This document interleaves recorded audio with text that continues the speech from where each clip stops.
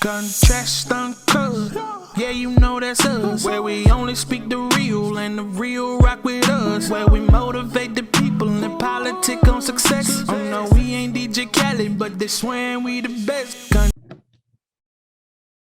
What's happening? It's Contrast Uncut. It's season 5, episode 17. I want to give a huge shout out to Uncle Snoop's Army and Bobby D Presents. I appreciate you, brothers. And I'm your host, Xylo, and today we have an incredibly dope special guest. He's from the Lou, where you can't spell hustle without the STL. I'm talking St. Louis, Missouri. He has used his hometown mentality into his work ethic and has become a world-renowned music programmer at BET. He has had a path from passion to music that led from a job at Sony to working the street team for CBS Radio to a marketing internship with a live magazine, all while attending college and being online with his fraternity. If that ain't hustle and passion, I don't know what you're talking about. And that passion led to his purpose, where there was an opportunity that he made to it. Another internship popped up, and this brother was on. And here we are, BET, that turned into a career where he manages the voting academy and the ballot process of the BET Award Show and so many other shows where you hear the music. And if you don't know who I'm talking about by now, it's all good. We get all episode to chop it up with the big fish in the big pond. I'm talking Trenton Pratt, everybody. How you doing, King? What's up? What's up, man? That was a hell of an intro. I'm like, dang, who is this he talking about? You made me sound amazing. I got to let you know, time's the most finite thing we have on this earth. I got to tell you from the jump how much I appreciate you for rocking with me, rocking with the viewers and the listeners. Thank you. Yeah, and I appreciate you for providing this platform, bro, and even asking me to do this. Platforms like this is the reason I got on, and I still listen to this day for motivation. So thank you for that, man. Everything you're doing is really not, going unnoticed. Hey, that's a gem from the jump.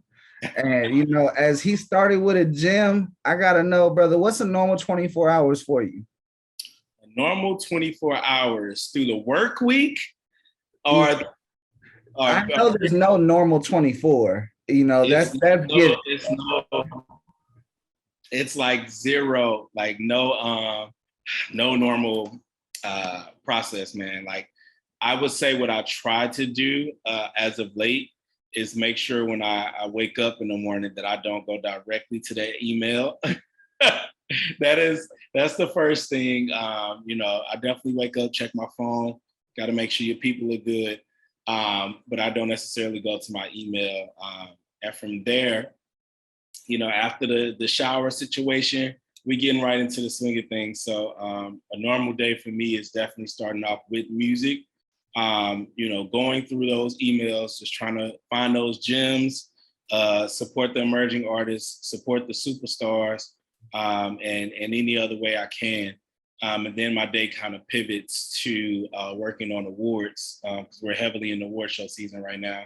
So that's the second half of my day. And then the third half of my day is literally social media. Like I got to figure out what's hot, what's going on, what can we support? That's kind of like how I break my day up. And then after that, it's responding to the thousands of text messages and calls that I may have missed throughout the day. So that's a quick one. And then after that, I try to wind down and get my peace back at like maybe 9 or 10 at night. The reason why I love to ask this question, and it's very transparent for all the listeners, it's a lot easier to talk crap from the couch about what people are doing versus the amount of work it takes to make a dream a reality, to make what you're doing a sleepless dream and create and keep on doing it day in, day out. And it takes a whole 24 hours to wrap your mind around, get prepared for it, and then wake up and do it again. For sure, man. Like I would say throughout my career, I learned that probably in college, because what I used to do, I actually used to do a YouTube show where we used to rate music, right? And I'm talking about getting 10,000 views on the video, 20,000. I could have been rich by now if I know what I know. But essentially, right? Essentially, it was sensationalized. So if I didn't like a song or something by this artist, I would joke, I would say things about them. And then I matured once I got in the game and was like, nah, you know what I mean? You can't speak about what somebody else is doing if you're not doing it, how it affects them, because you don't know how you will perform in that situation. So, we look at a lot of artists right now that are under the microscope that people, in my mind, will not leave alone. Like I love Koi. People are going in on Koi. I think she's dope. She's a nice person. She makes it. Right. And people are not necessarily in the artist's shoes. And once I learned that, my outlook changed. The way I give feedback on music, listening when somebody asks my opinion, like it all has changed, right? I'm not trying to get laughs and clicks anymore. I'm trying to give the best feedback that I can, and be empathetic. That's the key word. Be empathetic about somebody's dreams. Because as you know, a lot of the times you have a great ability to make a gatekeeping opportunity occur, or it closes and people got to restructure what they're doing or break that insanity cycle and do something different. Yes. And that's the thing. Like, it's weird sometimes when you hear, the gatekeeper thing. And even times for me, it's like, my personality doesn't allow me to be somebody that tries to like completely hold somebody back. What I will do is, if I don't think it's the right opportunity, I will try to find another opportunity that I can provide that may be right, or tell you how to get to this opportunity. But I'm not gonna like just completely shut somebody out. I'll try to find the positive. Be realistic, but definitely find the positive in things. So the whole gatekeeper thing sometimes is weird, and I get it. You know what I mean? Because I've gotten those messages where it's like, yo, you changed my life, or those videos of artists crying, those things, that is definitely some gatekeeper aspect in that, but it's still, kind of weird to hear it sometimes. That right there is a testimony of one, power, and then that, BET has the right person in the right position. Because one, you could tell right away from your answer that, your position of power doesn't reflect the way how you do things. You still go with your gut. You still go with what you feel is right, and what's going to hold water, what's going to test something, what's going to make something greater and better. And that right there is something that we don't see enough of. And that's why that job's not too many of. Yeah, thank you. Yeah, man. It's and for the most part, most programmers, editors, curators, we know each other. You know what I mean? It's very small, and for the most part, people ain't leaving. You know what I mean? They're not leaving those spots. They're real sweet right now. You know what I mean? So it's different with the personalities, but I know there are certain core values, that the job entails. You know what I mean? So it's dope to hear. Come on, core values to becoming an asset. Take what's inside of you and put it on you. You just got to put the work to put it on you. For sure. I got a quote, Trenton. Let me know how this quote relates to you, the ideas. I want you to talk about it. And here we go. Mm-hmm. You can dream, but don't neglect the execution. J. Cole. Woo. J. Cole is my current day favorite rapper. And it's a reason why I'm gonna get to this. So many of his stories that he's told in his raps I relate to, I went through. I'm talking about same age that he mentioned. So it's dope that you pulled out that quote for one. I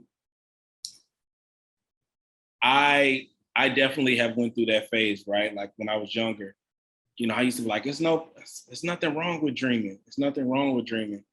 And it's not, but not putting action behind that dream, you're gonna see a life pass you by, and you find yourself daydreaming about what you want to do and never taking those steps. And that's something that I personally have, I fell victim to quite some time. And it's honestly as of recent that I'm just now starting to, make sure those big thoughts and ideas that I have, the action comes behind it. And really taking my own advice in that sense, because I make sure I tell people this and I follow it too now, is the number one spot where people fail is it's not making the initial interaction, it's the follow-up.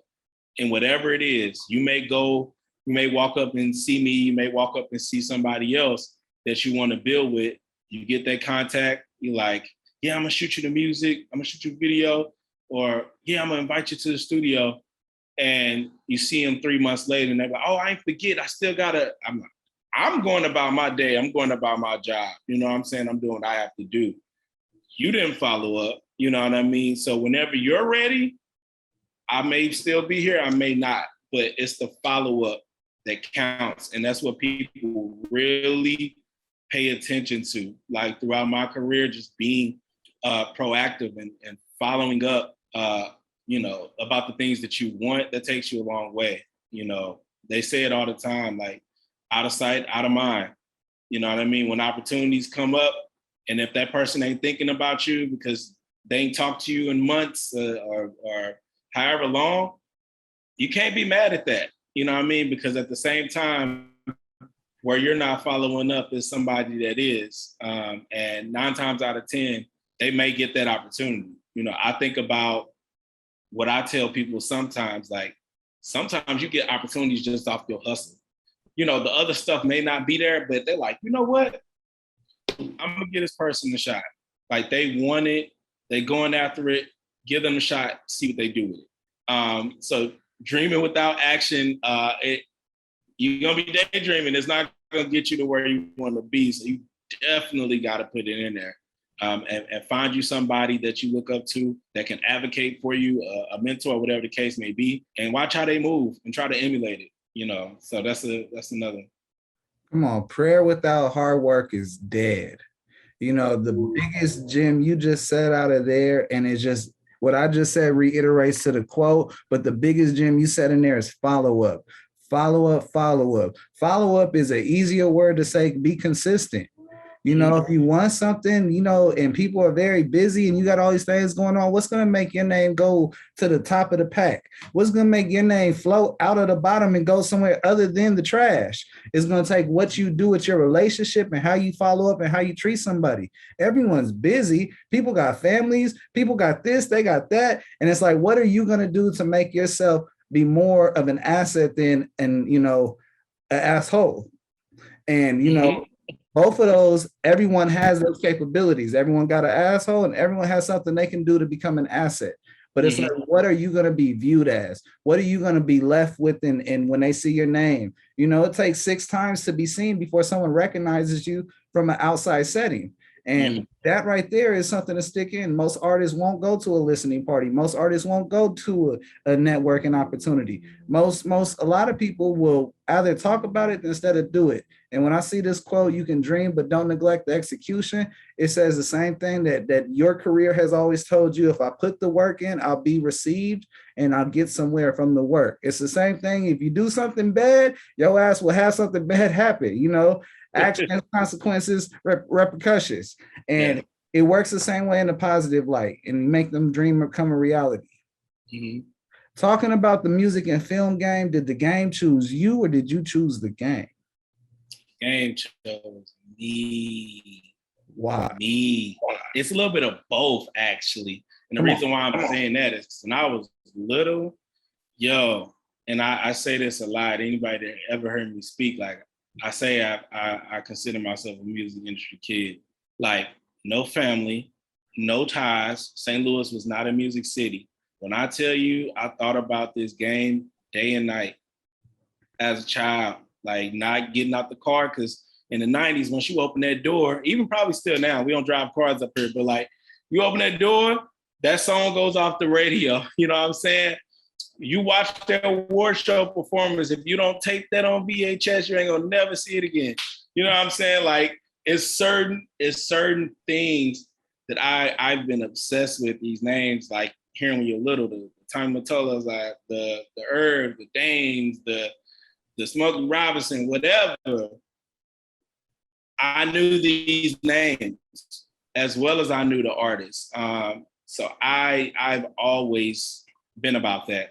And the reason why I said it kind of brought me back, like found me, was when I veered off from listening to people that's older than you, you know, like that's a 1 in a million chance to work in the music industry. They don't pay that well. You know, all of those things. Like I went into a different path. I started going into early child education, like teaching. What the hell was I doing there? That's why I ain't got kids now. You know what I'm saying? I'm gonna wait as long as I can. But essentially, in that time, I remember sitting and just being like, this ain't it. You know, I got to my junior year of school and completely changed my major because I knew I didn't feel it. I wasn't passionate about it. So I put myself in school 2 years longer. And it brought me back by when I started doing those YouTube videos and things of that nature.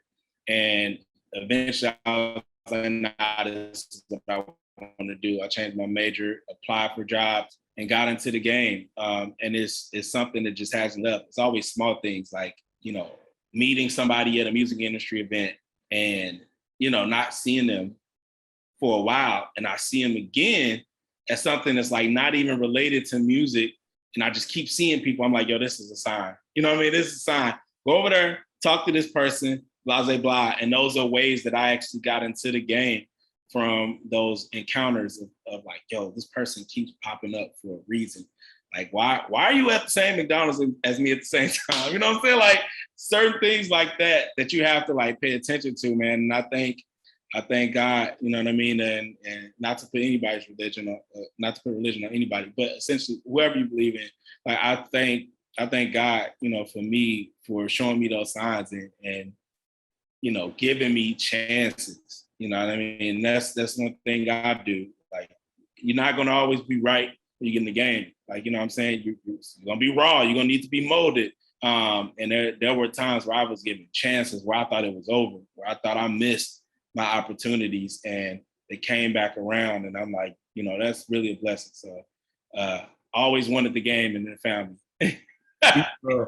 You can attest to this. Opportunities are as rare as money on the ground. And, you know, most people don't walk around looking on the ground off top. So you're not going to find any money on the ground unless you actually go and put some work in somewhere to see an opportunity. What would you consider your first confirmation that, you know, entertainment is what you're supposed to divulge your career in? You know, would you say it was when your junior year and you got that internship and things started to work out for you? Or would you say it was later on down the road and you had to figure things out from the world being upside down again? Like, you know, what was your pinpoint moment where you hooked in and you knew you weren't coming back? I'm gonna say two things. One, this is so weird. I've always found myself in front of the camera, like as a child. Just I don't know like how or why. And it's certain things like where I felt like there was something more to me. I'm talking about like appearing in newspapers since I was little, like having the front picture just me, nobody else. Appearing on the actual news station on TVs, like, and when I was doing YouTube, like just getting a great response from the camera and from people, right? So that's that area of entertainment that's always been there. Even getting into rooms with legends and when they holding these speeches, for some reason, like they, and it could be other people too, but for some reason it's like they literally like look at me and be talking to me for like 10 minutes. It's like a whole room of people. And I'm like, yo, they really like dropping some gems. Like, damn, like they looking at me, like directly at me. So it's always something where I felt like in some form of entertainment or music, a game, like it's always been there. Winning talent shows, like it's always been there. So that's kind of like the first piece of it, right? And then the second one I would say is like once I did kind of get into the game, like, you know, people, I won't say powerful people, but people who are able to make decisions, I tend to like connect with really quick and easy. And I don't know if that was like a personality thing, right? So I think coupled with the fact that like since I was little, it's like always this type of attention, for lack of better words, that I've gotten as far as getting shine and entertainment. So when I actually got into the game, it was easy for me to connect with the people who are able to make those decisions. That kind of like had me like, I kind of know what this is and I need to follow it, so to say. So I don't know if that answered it completely, but it was a weird way of saying like, I feel like I've known this since I was little. Like, yeah, no, absolutely, absolutely. You know, like I didn't want to jump into it from the beginning, and I probably should have. But you and I have a ton of things in common. Like, like that's where it's wild because like as a child, I was in a commercial as a kid actor. My stepdad, he worked for like this lighting company. And so basically I would get to talk to celebrities, Tom Hanks, BB King, and so many people. My stepdad worked the Academy Awards, Space Jam, the first one. Shit. Like, and you've been on the blue. But like I never registered that these were celebrities. I'd be a kid just chopping it up. And then my dad or my stepdad, he would come up to me and be like, "Hey, you talking to BB King? Are you talking to Tom Hanks?" No, right. I'm just chopping it up. I saw something, I got curious, I started talking, and then next thing you know, we are really chopping it up. And here I'm 7, 8, 9. My stepdad lost a job and we grew up in a struggle. And so basically he started doing repossessing cars and it was a family thing. And yeah, so basically entertainment got taken away and we stopped going into that. And I continued acting in high school. And then from there, like, I always want the world to work out, but instead the streets are very optimistic sometimes when our money turns around. And so the streets got to me. And for a long time, I didn't have my mind right. And then eventually, I settled down, slowed down, try to work a regular job. And then the world works like, hey, that's not what you're supposed to be doing. God will make you so uncomfortable that he'll make you change what you're doing just on the grace of something that will test you, the outcome of this. And so you're going to change. And I had change. And then from there, the big thing that sparked me up was going to the BET Awards in 2019. And I was there. I was outside. Yeah, I was a seat filler. And then I ran into my partner that knew someone that was performing on stage. And the next thing I know, I'm not listening to you guys that work there and I'm sitting with my friends. I'm not even gonna lie. And things happen. I went to the after party and so much more, like so many different things occurred. And then I was like, hey, there's something more to it. I got asked that night, what do you do? And at that point, the only thing I did was motivational speeches, and I managed the artists that didn't do too much. But, I was like, oh, motivational speeches. And I didn't have an answer that bothered me. And more things occurred. And, to sum up my story, I do this. I try to work in radio. They told me no. So I started this. And then from there, I write for magazines. And then on top of that, I do music videos. And then I A&R. My friends are producers. So I get them placements and then I get to interview. So everything all connects in. And then you are able to use everything you were able to do and apply it into where you were able to make your next leap and step and changing your career steps. But it still took the hard work. I'm still humble.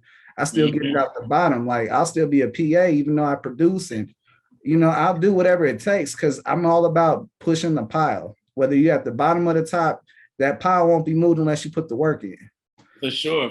And it's interesting that you speak on. I forgot I used to act in plays too. So I used to, you know what I mean? I was signing autographs. So I listen, and till you speak about this story, one thing I will say is St. Louis is like any other place, right?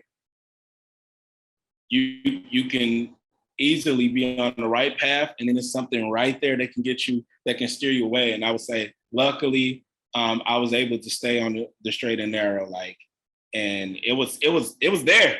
It was everywhere. And I think that was one of the good things about me being the youngest. I got to experience, see my siblings go through teens and be grown before I actually got out there, which kind of saved me. And, to hear how that brought you back to where you're supposed to be, and in these different sectors of entertainment, I think that's fire because, honestly, you got to do a lot. You can't really just get by doing one thing anymore. So the fact that you are able to do all of that and become a jack of trades, I think it really speaks to your character. And in regards to the PA, I don't never speak about my PA days, but good Lord, it wasn't fun. It wasn't fun.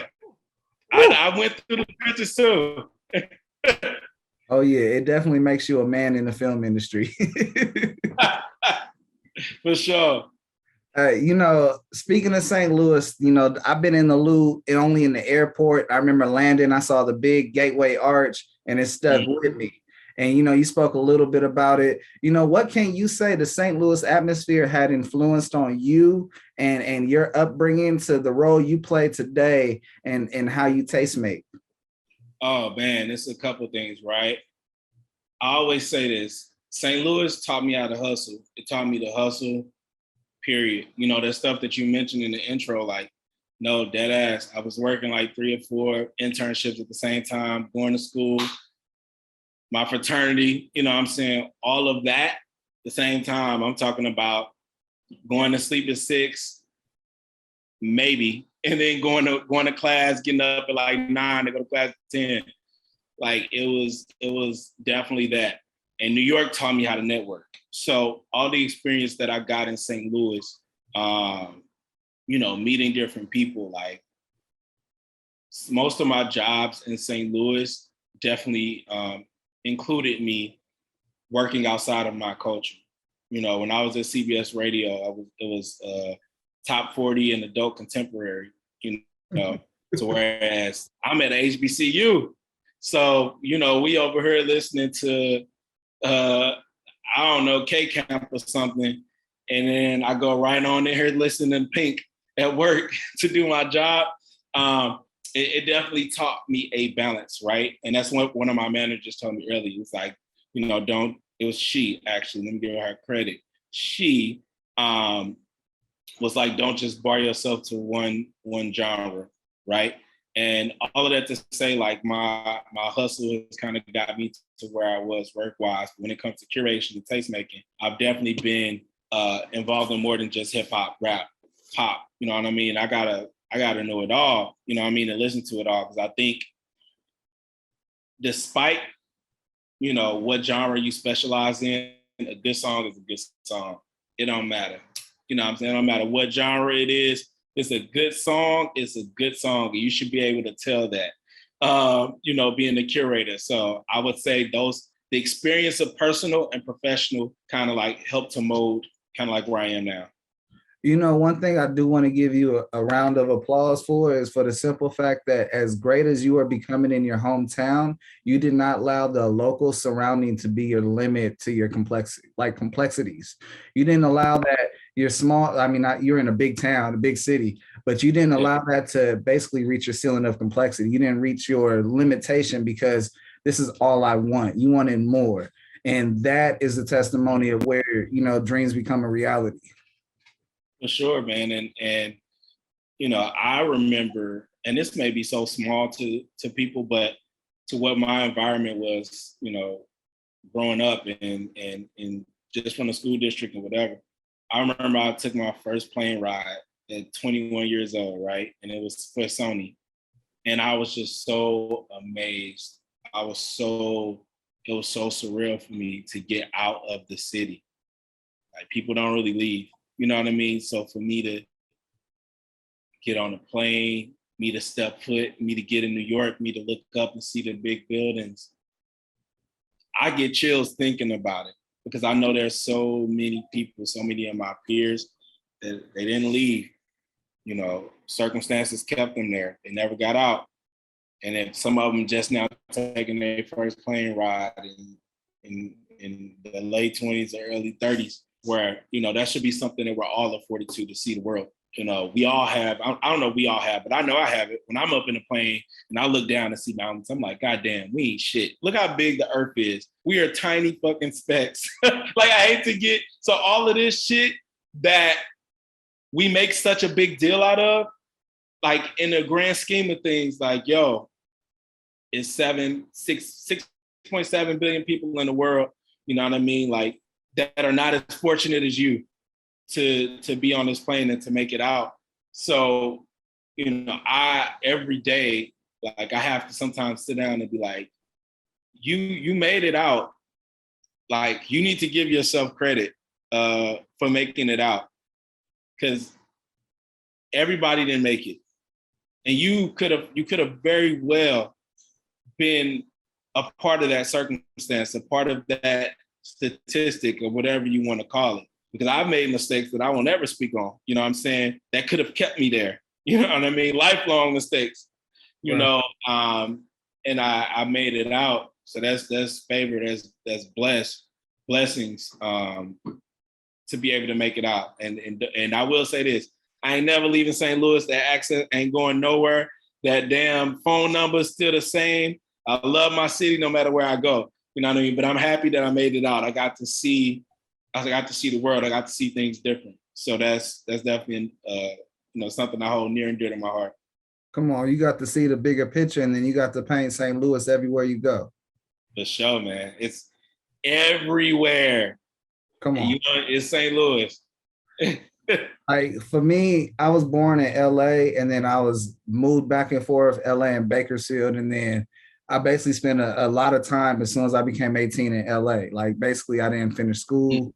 In college, I left it, went to go do an internship in Bompton, and then I got to learn a whole bunch of things while I was there.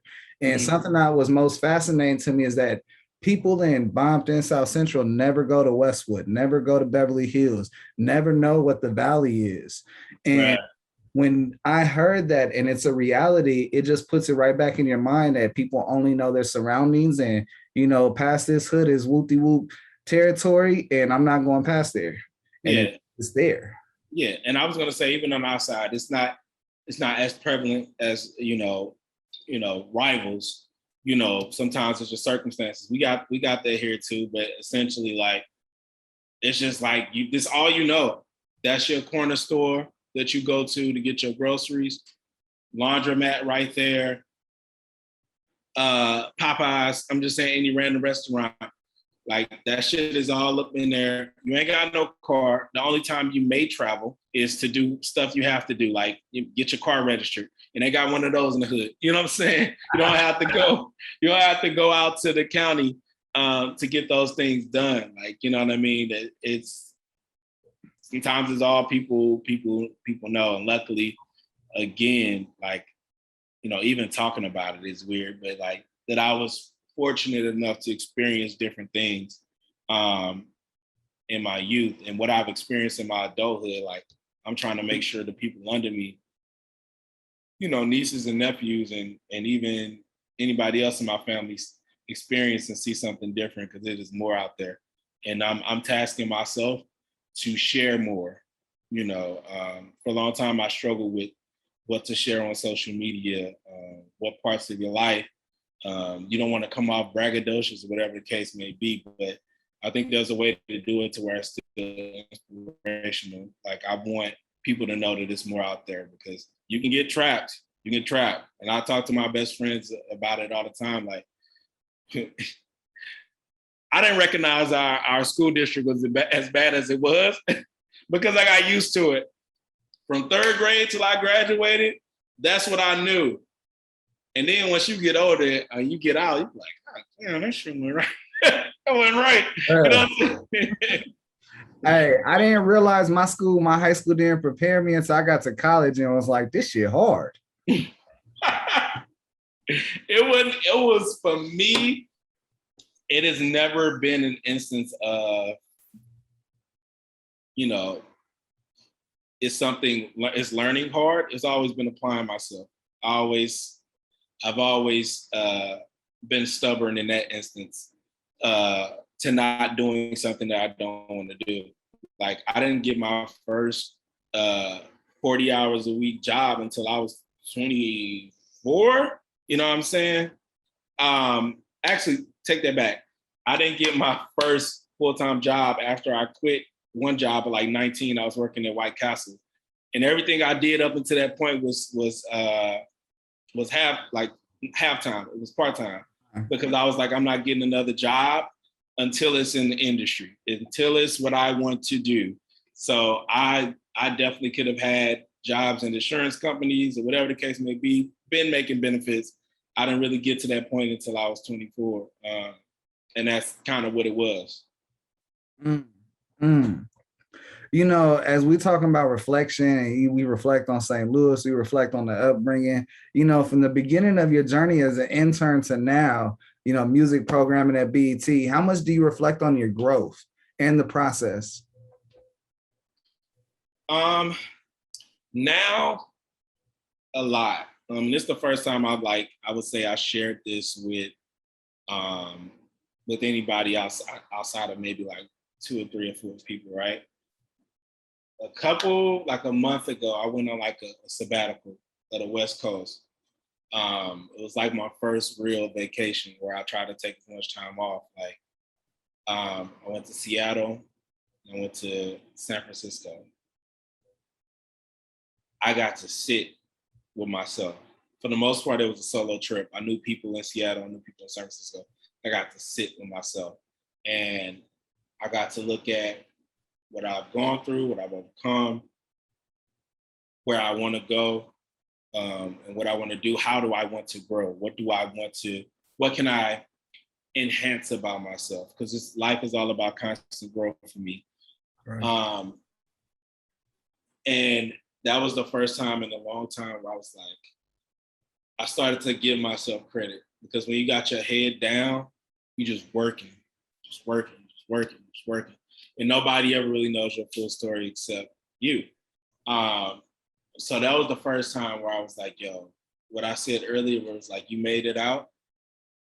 That was when that epiphany kind of hit, like, yo, you made it out, bro. Like, you know what I'm saying? You wanna conquer the world, you wanna become a legend, all of that great stuff. You made it out.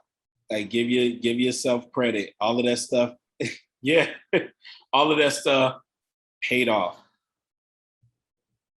All of the stuff, the flat brokenness, the fucking going into overdraft every goddamn month, all of that shit paid off. Like, you know what I mean, to get to where you are.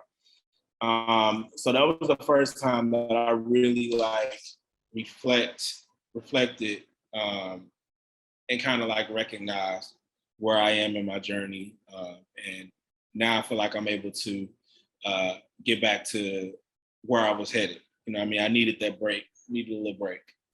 Come on, a reset would do a whole lot for you. Man, look, cut it out, take the cord out the wall, unplug it, blow into the game, make sure it's not hot no more. All of that, the blow the cartridge, whatever you gotta do. Look, you spit on a little CD, rub it, all of it, re-download, recalibrate, all of that. It was one of those. There's nothing wrong with deleting space to make room for the new. Man, listen, Control, Alt, Delete, Backspace, everything. Come on. You know, as we're talking about it, and once again, I use that word reflection, but I feel like this episode definitely used the word reflection throughout. And I feel it's always somebody that can invest in ideal or put someone in a position to reach their dreams. Who do we owe the thank you for investing into Trenton Pratt's dreams? Wow.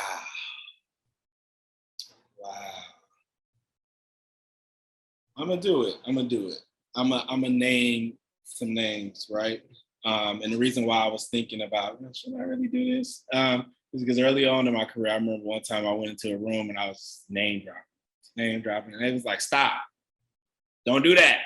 That is a sin. Name dropping.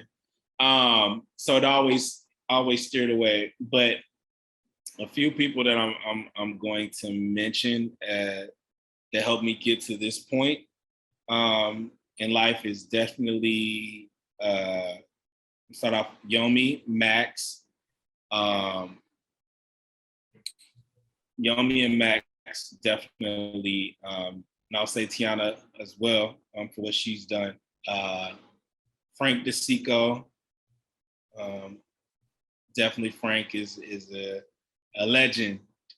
It's so many people, Todd, Rebecca, April, like I honestly cannot breathe. Like Bianca, Akeem, like I will be naming for so long.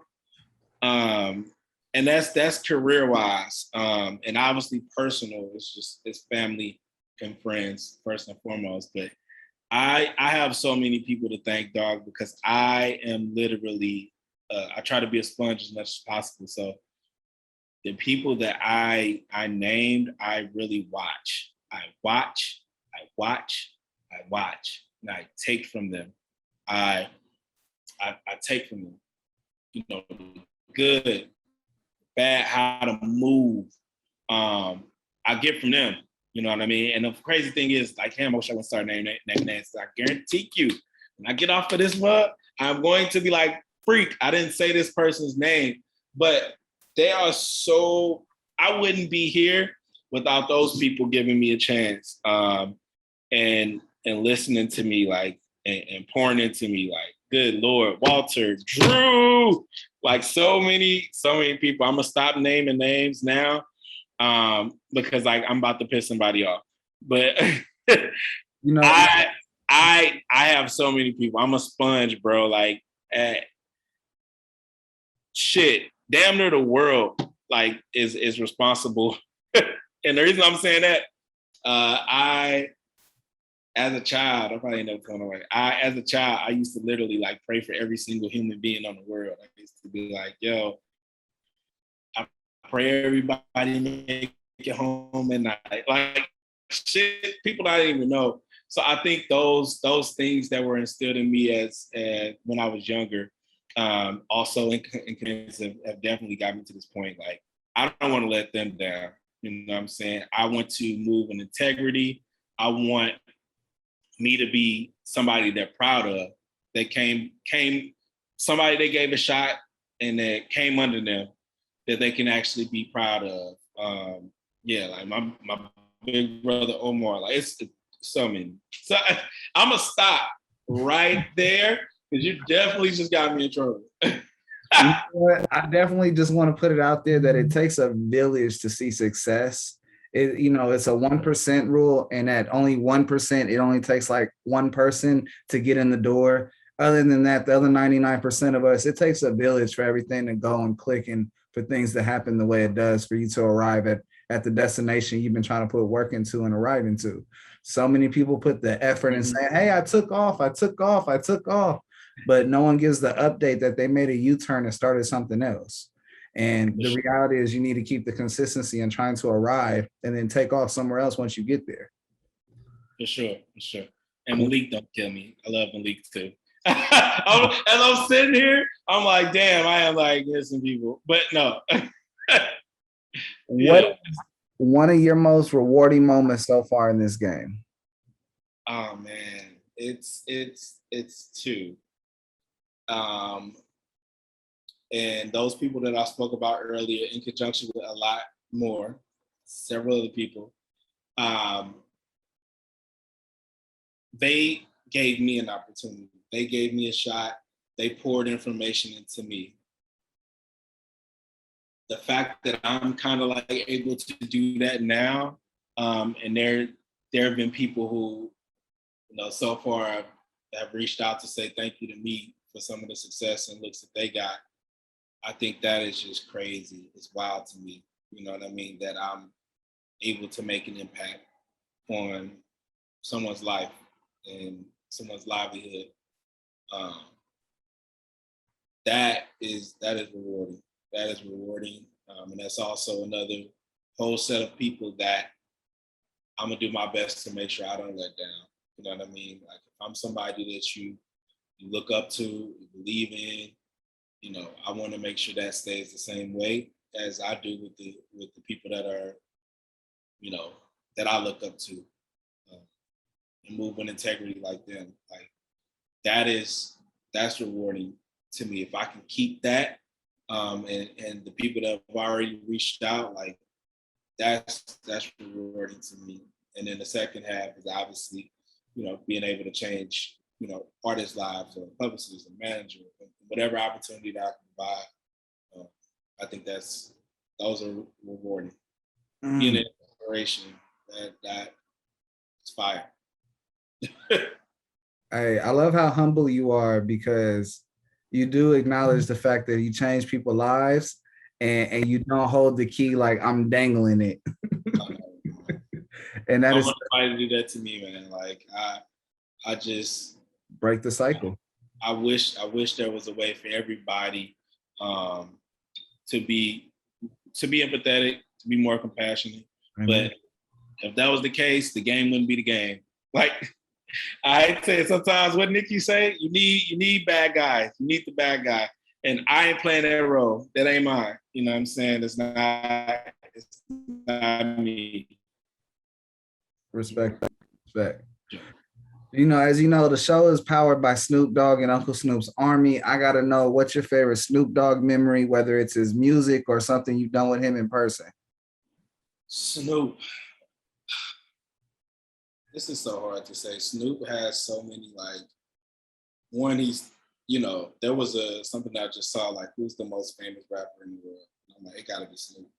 Like, Snoop has done, you know, so much from every genre of music, food, commentary. For me right now, I'm gonna just say it's Snoop's commentary on a lot of shit. Like, obviously not taking anything away from his music, because we already know what that status is. But I can't even just pick one. There's been so many times where I'm like, Snoop got the blunt in his hand, he say some funny ass shit, and you just fucking you rolling, you laughing. Like, even the latest one I think I saw was with the horse. It's like the horse is like crib walking. Snoop is uncle to me, you know what I'm saying? Like, that's just how I feel. Like, I got uncles like that that's at the function. They're gonna keep that shit laughing, they're gonna keep that shit rocking. Like, and they're like a glue, a centerpiece of a family. And that's what Snoop is for me. So, like, I would say his personal interactions and his commentary on things is what makes me, you know, feel that connection to him, you know, outside of music. So I would say that's my one of my, I guess, favorite things or personal things about Snoop, that, like, you know, if I don't never see him do another video, the hair, the bonnet, the smoking the weed, like, Snoop, yo, that's Unc. Like, that's Unc. I can't even remember. I don't think I've met him before, but, like, that's Unc to me, for sure. Oh yeah, well, I'll tell you that dog is the Sandman. In real life, he'll put you to sleep. I wouldn't even try it. Like, if Snoop came to me with an extendo or something like that, or some paper, I'd be like, you know what? Here's what I would do. And I've done this before. This is, some people gonna laugh. Like, people who don't smoke a lot, y'all probably gonna agree with me.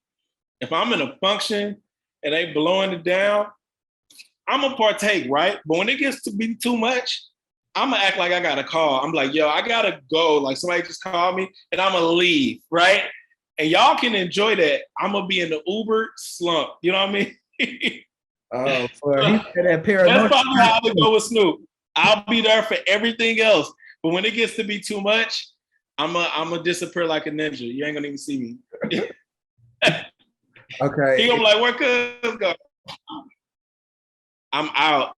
I am by Staples Center, headed to the hotel.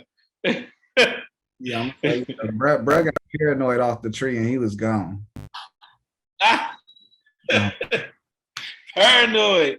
I just don't know. I think Snoop weed might be too strong for me. You know what I'm saying? Like, I done been around some smokers, but nah. I gotta know, what's your favorite concert you've ever been to? Favorite concert I've ever been to. I'm gonna make this two-part, right? I can't never just answer it one way. But I would say rap, J. Cole. Remember I told you he's like my favorite rapper. So when I got to meet him backstage, it was like surreal. And he was so humble. He came up to me, you know what I'm saying? Obviously, I was standing there talking to one of his college friends. And I was talking to Eve, Boss. They were back there. And he came up, he walked to me and said, what's up? And I was just like, yo, I met him. Remember what I told you earlier? Like, it was so much of his music that I related to. So, and seeing that concert, it was Born Center time. So Wale was on the tour with him too, and that was fire. And performance-wise, I'm going to say Beyonce. It was the 4, during the 4. I think it was the Miss Carter World Tour. I've seen I've seen a lot of people perform. She deserved her roses. Like, she don't have to work again. She don't have to do nothing else. She proved it. She did it. She did it. I've never seen. I've been to shows where people perform. Nah, Beyonce gets everything she gets. Everything. You hear that, Chris Brown? We got your versus battle, Beyonce. Ah! Why you mention that? Chris is a dope. Chris is a dope performer as well. I feel like those are the two greatest performers, like, of our time, our livelihood of being alive. Those two right there, they get down. Yeah, they do. It's a lot of great performers. You know, certain things come into play, like budget, whatever the case. Like, I've gotten to see people who can throw down and who can dance. Like Ciara can put on the show. She can dance, she can flip, split, all of that. You know what I'm saying? I've got a chance to see, you know, some dope performances. You know what I'm saying? Neo puts on a great show. Like, only person that this is gonna be so embarrassing to say that I haven't seen yet that I need to see is Usher. Like, I tried when I was little. I tried so hard to go to the 8701 tour. My mom was like, I'm not paying for those tickets. But I got it. I'm gonna catch Usher. I'm gonna catch him. So I might catch him in Vegas. I was gonna say, you got to come back to the West Coast and catch his residency in Vegas. I know, man. It's gonna happen. Like, I'm not, you know, Usher is definitely one of my since I was a child, when I was talking about all of those things being, you know, looking at and trying to guess what the video is, and, you know, being obsessed with the industry. Like, Usher was definitely one of those artists in the 90s. You know, you had Usher, you had Brandy, you had Monica, you had Genuine, you had them all. John B. Like, Cool Relax is probably like one of my favorite R&B albums ever. You know what I mean? So yeah, all that to say, I'm gonna see Usher in concert. I seen clips. Yeah, I seen the clips, so I got to see it in person. Now, Trenton, you have made it through the show. Before we close out, the floor is yours. You know, run up what you want to run up. Shout out. Do your thing, player. I ain't shout nobody else out, because I know once this drop, somebody gonna be like, damn, you ain't say my name, really? And I love everybody. I love all y'all. So I'm sorry if I messed it up. But once again, thank you to you for providing this opportunity, this platform. I hope anything that I did say today resonated with somebody. You know what I mean? And I'm pretty much an open book. If you do see me out, you can come speak to me, come talk to me, whatever the case may be, and we can chat and chop it up. And hopefully, I'm able to, you know, give some advice and give some good energy off. That's what it's about. Positive vibes. That's what I like. That's what I love. That's what's gonna get us by. And yeah, if you need anything else, hit me. You know what I mean? Hopefully we get to connect. You know what I mean? And that's about it. I got just like one more thing for you, because if you notice, the show is different, it's unique. They said over there, you got to do segments. I'm like, all right, bet, but I'm not going to do segments like y'all. I'm going to do segments like this. And I'm like, how do I keep my same energy and close out? The viewers knows it's coming. I'm going to hit you with it. You got any questions for me? Oh, damn. I will say this. The first thing I would say with all of the people that you talk to, because I'm a person that always searches for wisdom, what's one thing that somebody has said in an interview that you will never forget? You know what I mean? One thing, like somebody that's sitting in my position said to you that you have taken and lived by now. Rhyme Fest, season 2. I'm interviewing him and he flips the whole interview, like maybe 10 minutes into the interview, and starts interviewing me. And at the end of the interview, he says to me, he says, anything that makes sense, Xylo, you have to say yes to. You'll thank me later. And since that moment, I've been saying yes to things that make sense, and I'm doing stuff I dreamed of. And I can't be more thankful of that message that got sent to me and stuck with me. And, you know, as Cardi B said, once it was stuck, it's up, and it's been up. And I even had the people that produced that song on the show before. So that's fire. I got another one. Hit me. That's fire. I got another. Give me 3 book recommendations, and I want them to be books that have helped you, because of course I read a lot of self-help books. Like I love The Alchemist. You know, that's my book right there, The Alchemist. That, you know, one of them ones. So give me some books that, you know, you've read that have changed your outlook on life. Outliers. You got to understand to put your master work ethic, 10,000 hours. Number 2, 7 Habits of a Successful Person. Number 3,